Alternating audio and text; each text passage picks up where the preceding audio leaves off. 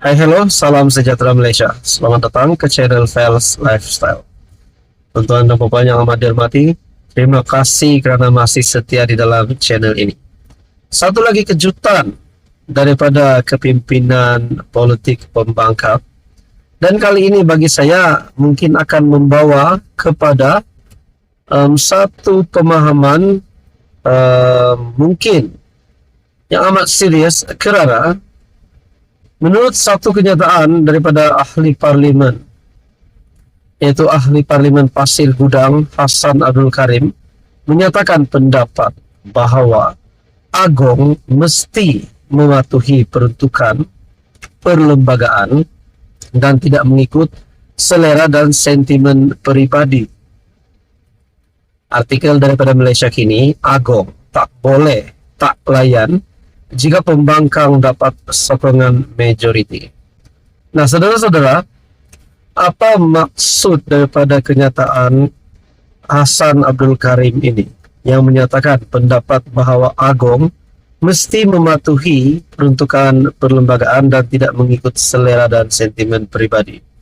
Mungkin persoalan yang bermain di sini adalah, adakah ahli parlimen Pasir Gudang ini cuba untuk mengeluarkan satu kenyataan yang boleh membuat beliau dikecam, sehingga boleh membuat beliau dikatakan oleh orang dia ini sedang menderhaka terhadap yang di Pertuan Agong ke-17.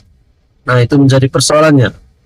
Di dalam artikel ini lagi, dia memberitahu Malaysia Kini demikian ketika diminta mengulas titah yang di Pertuan Agong Sultan Ibrahim Sultan Iskandar kepada ahli parlimen pembangkang dan kerajaan bahawa baginda tidak akan melayan sebarang percubaan untuk menjatuhkan kerajaan.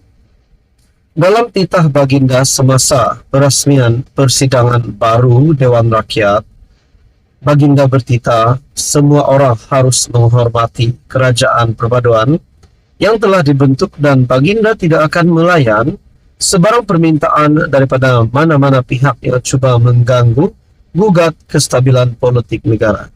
Makna kata yang di Pertuan Agong, baginda yang di Pertuan Agong Sultan Ibrahim sudah bertitah tidak akan melayan sebarang permintaan daripada mana-mana pihak yang cuba mengganggu, gugat kestabilan politik negara. Maksudnya di sini, mungkin kita boleh katakan checkmate kepada Mahathir, kepada Muhyiddin Yassin, dan kepada seluruh kepimpinan politik pembangkang yang cuba menjatuhkan kepimpinan Datuk Seri Anwar Ibrahim hari ini.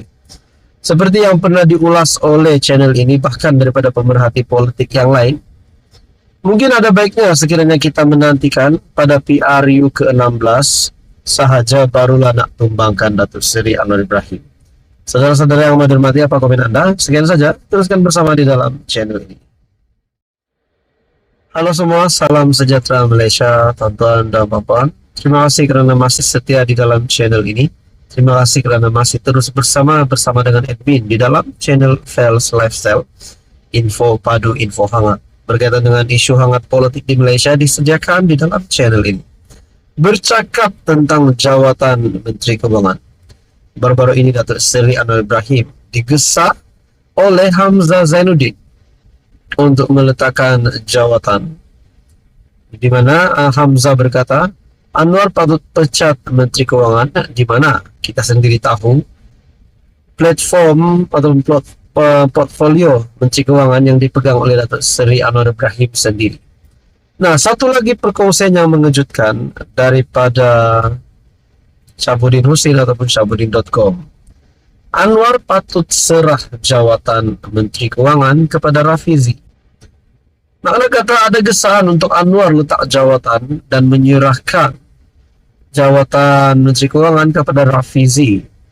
Adakah dengan ini Rafizi sebagai Menteri Ekonomi akan dilucutkan, akan ditukar kepada Kementerian Keuangan? Nah, maknanya Rafizi meletakkan jawatan sebagai Menteri Ekonomi dan akan memegang jawatan sebagai Menteri Keuangan. Adakah begitu ceritanya? Nah, seperti yang dinyatakan oleh Syabudin, Anwar patut serah jawatan Menteri Keuangan kepada Rafizi. Akibat kejatuhan nilai ringgit, Anwar Ibrahim selaku Perdana Menteri dan Menteri Keuangan kini dihentam dengan teruk daripada segenap sudut, tak kira siang atau malam. Lebih teruk lagi, hentaman itu kerana tindakan Anwar sendiri cuba mengelak daripada menjawab pertanyaan media berkenaan kejatuhan ringgit itu.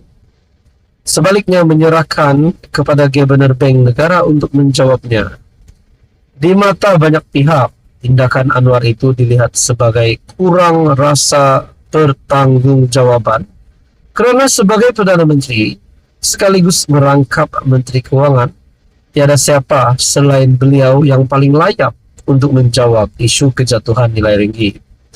Lebih lagi, dalam banyak episod kejatuhan nilai ringgit sebelum ini, Anwar lah yang paling lantang menyalahkan Perdana Menteri dan Menteri Kewangan terdahulu.